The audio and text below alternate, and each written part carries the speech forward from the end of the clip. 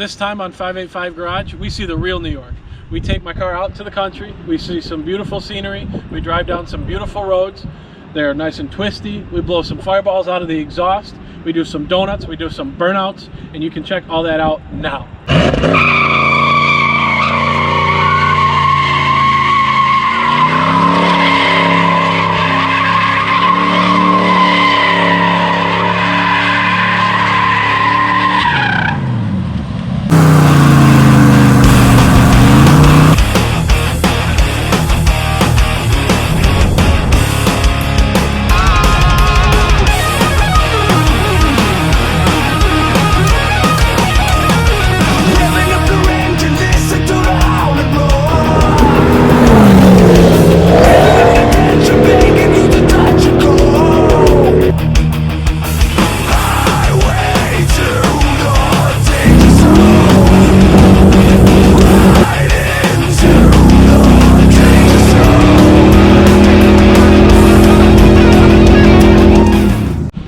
Hey guys, welcome back to another episode. So you guys may wonder why we're standing here in front of the Classy Chassis car wash. Before I show you the car that's going to be on this month's episode, we had to get it washed. So we're going to show you a little bit about it, and then we're going to show you really what it's like to go through a car wash in an old car. So this is my 1986 Pontiac Trans-Am.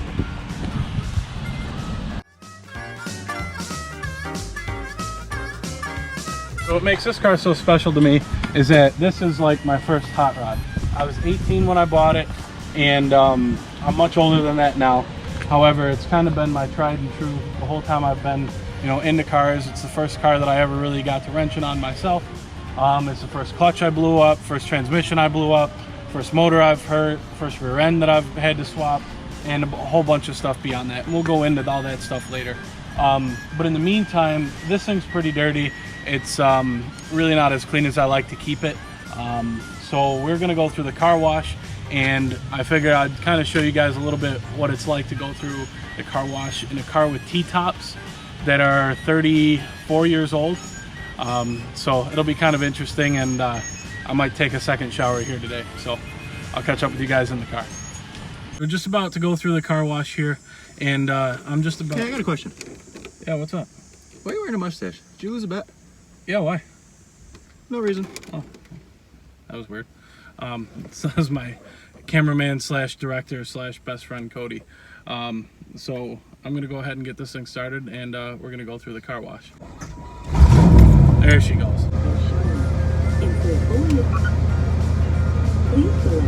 What do you guys think? Hot wax, ultimate wash, or deluxe wash? I agree, hot wax. She's worth it. They're waving me into the beams up here. I don't know if I've mentioned it.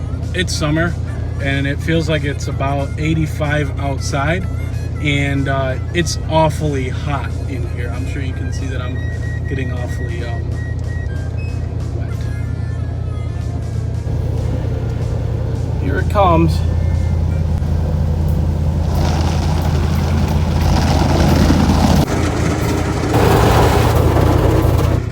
Terrible. Oh well. Now a lot of you guys are probably freaking out. Oh, you're taking a black car through the car wash. How could you? It's gonna get scratches. I'm gonna be very realistic with you guys. The paint on this car is really not that nice. It's just enough to have a color. And so with that said, doing stuff like this really doesn't bother me at all. So apparently now we're getting the soap actually on the car itself. All the other stuff was.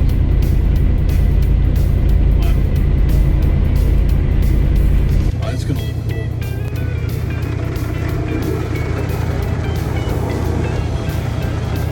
This is the part that I was worried about. Okay. So far we're still not showing any leaks. Pretty happy about that. Okay, here we go. Now it's starting to leak. Right into my crotch. Oh my goodness.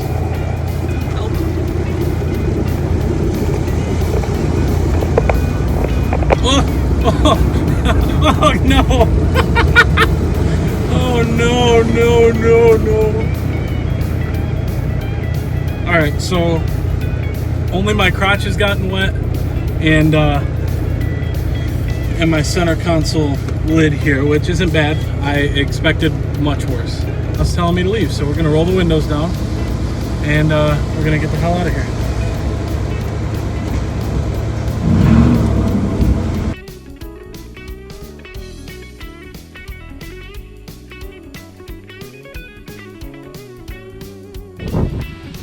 Hey, so we made it to Letchworth Park here, and things went pretty smooth. We didn't have any issues. We just took the T-tops off because it is such a beautiful day, blue skies, so we're going to try and enjoy the rest of the summer as we can. However, now that we're here, here's the game plan.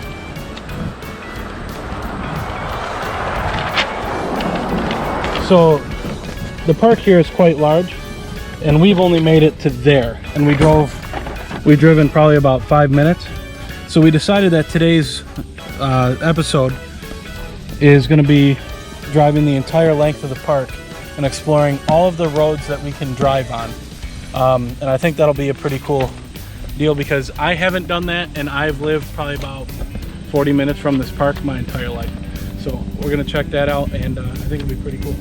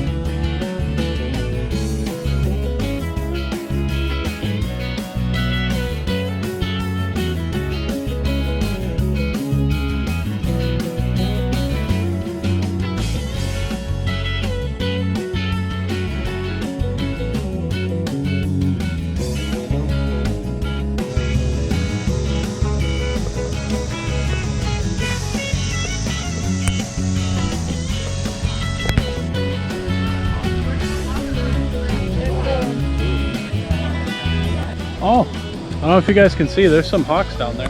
They're flying around, it's really cool. Anyway, so we made it to that picture spot that we talked to you about. We tried something new with the GoPro, and I think it turned out really, really cool. So at this point, I think we need to go have a family meeting with all of us at the map, and we're gonna figure out what our next move is. So we're gonna go do that now.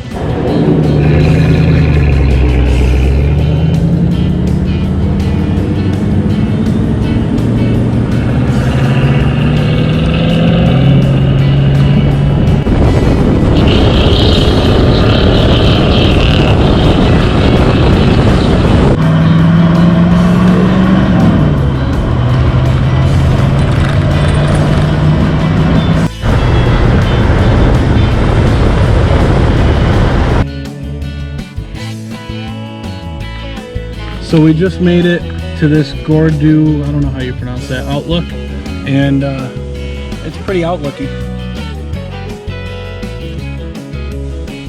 So at this point, I think what we're gonna do is we are going to go down to the lower falls down here, and then from there, I believe we are gonna hit the lower falls, the middle falls, and the upper falls. But at some point I need to do the walk around in the car with you guys. And I'd like to do that sooner rather than later before I forget. So with that being said, we're gonna cover that the next time we see you. In the meantime, we're gonna be driving down all these curvy fun roads, and I think it'll be a blast.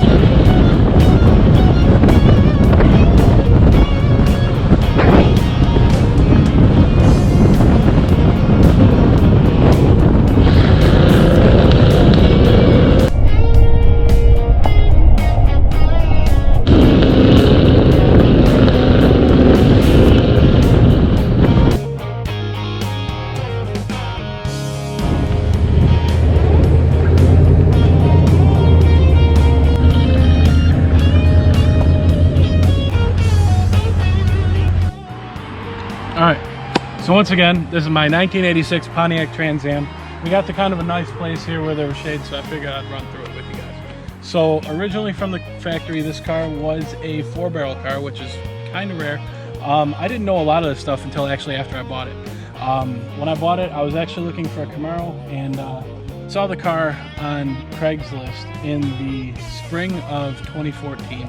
And I saw it all throughout the summer kind of come down in price. And towards September, I contacted the guy and I said, hey man, I'd like to come take a look at the car, and he was more than willing. Next thing you know, it's mine. So quick rundown front to back. It is a factory 4-barrel car, which is kind of rare. A lot of these cars were 2-port injection.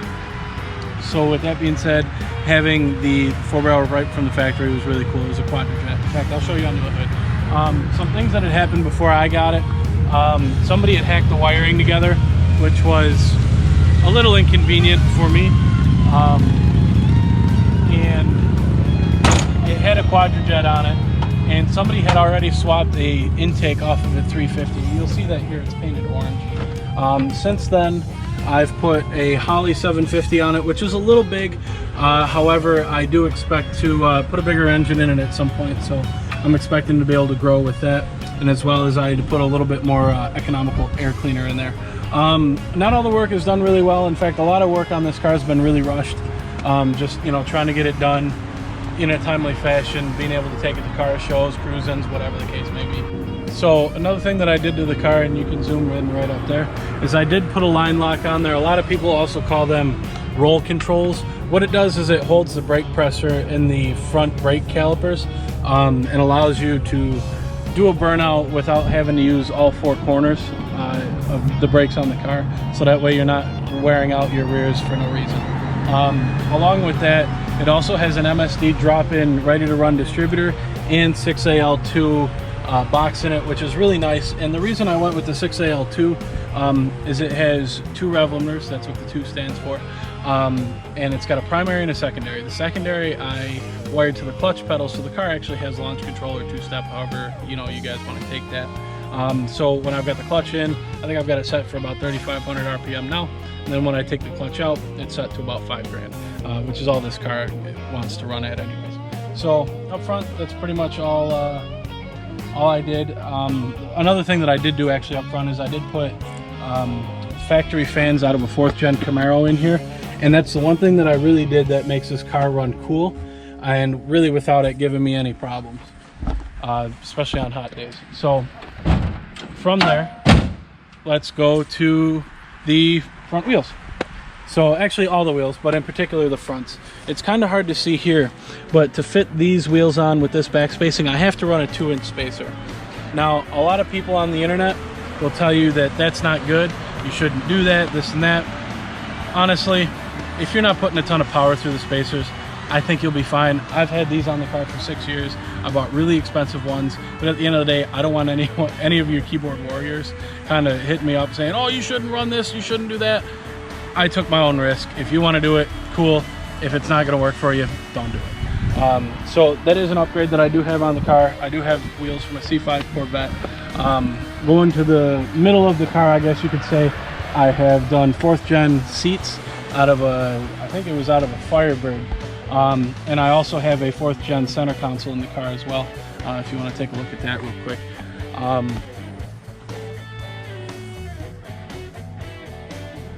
Beyond that, I also I was doing some burnout hoonigan style things probably about 4 years ago now, and I actually blew out the counter shaft in the transmission, so that's been upgraded to a world class. It's still a T5, but it's a world class T5. They hold a little bit more power. I do have a T56 in the shed waiting to go in the car, but I'm going to do that at the same time that I repower the car and put a new motor in. So going back a little bit, you do see here that these wheels don't have spacers on them, and that is because I plan on making more power with the car. So what I did is I put a 4th gen rear end in the car, which is 2 inches wider on each side, which eliminates the need to run the wheel spacers, which was just really what it needed for me to be comfortable putting any sort of power through them. Like I said earlier, I wouldn't run anything with a lot of power through wheel spacers. You can if you want, run them at your own risk. Everybody's got their own opinion.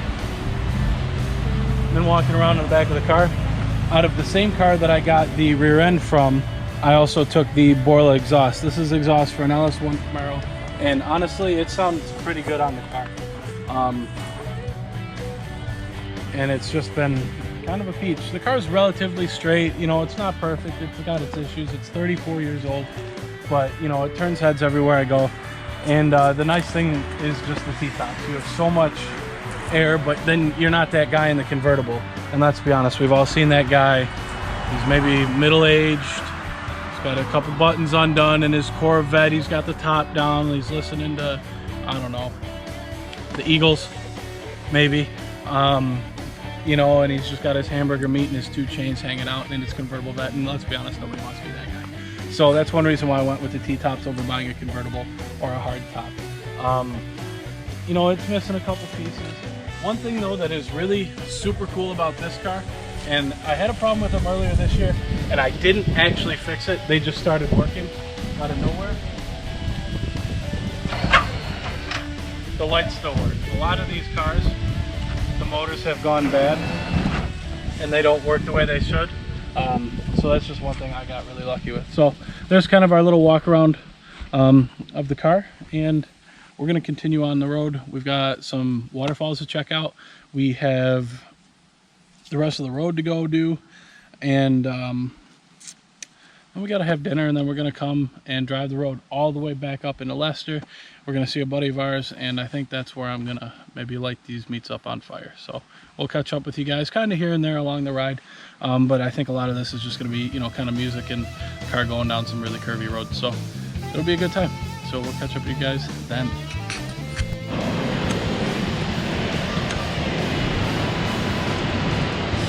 All right, so we just saw the upper falls.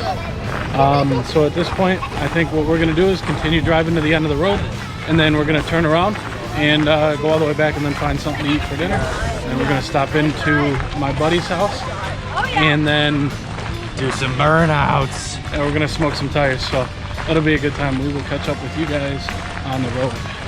See you then.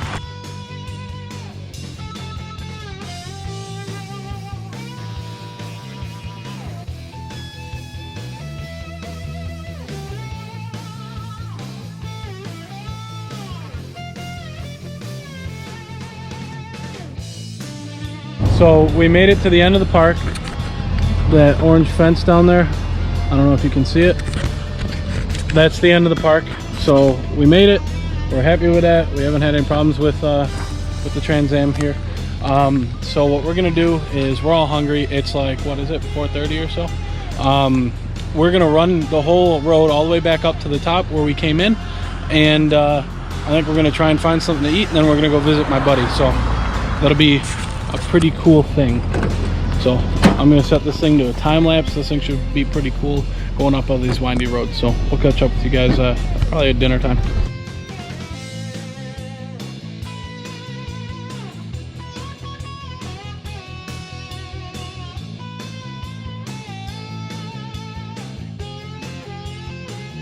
So we made it to my buddy Joe's place, and we didn't really show you dinner because it was really nothing spectacular. It was just kind of some Taco Bell on the run. So we pull up and we get talking, and he's got this big ass John Deere tractor, and he goes, "You want to drive it?" And I'm like, "Yeah." So he goes, "Let me just move it to some place that's not like you're gonna kill something or somebody." And there it sits. You gotta figure out how to use it. Well, I figure you're gonna probably ride with me in the cab. Oh, you're thinking, I don't want to die with you when you roll it over. No, but you're gonna be able to stop me from doing that. Alright, so the good news is the seat has 2 positions. Okay. You can move it up for big fellas like you, which I don't remember how to do exactly. Oh, that's fine. Oh, it's a new seat. Well, your gut will end up in the steering wheel if I don't move it. Oh.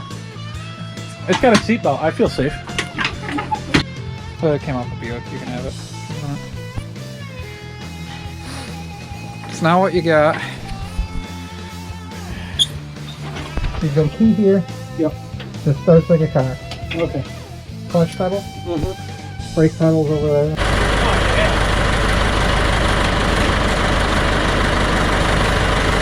I need one.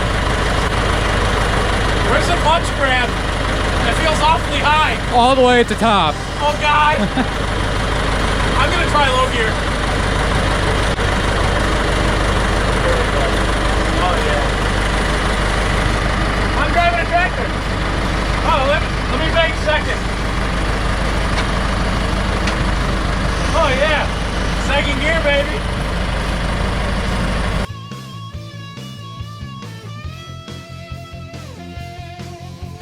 I don't hate this. If you have an opportunity to drive a tractor. So when your buddy lets you drive his tractor, you gotta let him drive your car. I taught him how the two-step works.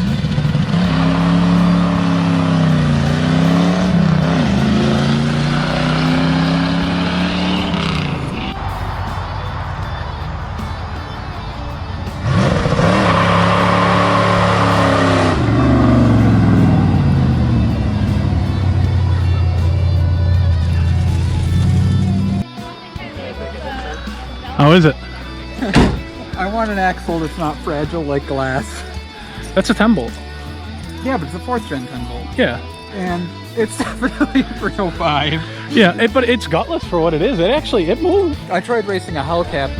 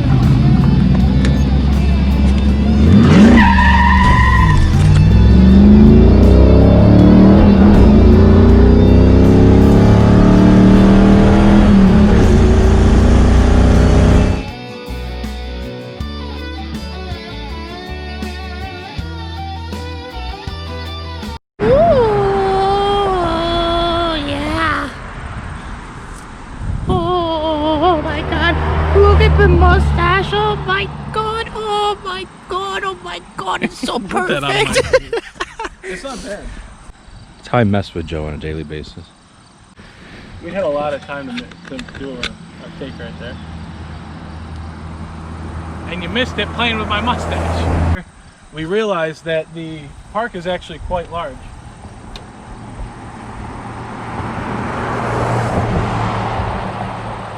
Do you have my map?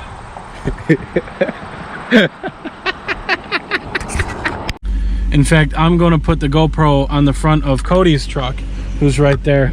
And actually, it's an SUV. Don't let them tell you it's a truck. It's an SUV. It's a good thing I didn't show him where the horn was. Oh boy. Yeah, that'd be bad. This time on 585 Garage, we check out the real New York. We go to a really scenic park. We drive down some really windy roads. And I'm trying to fuck up all my words.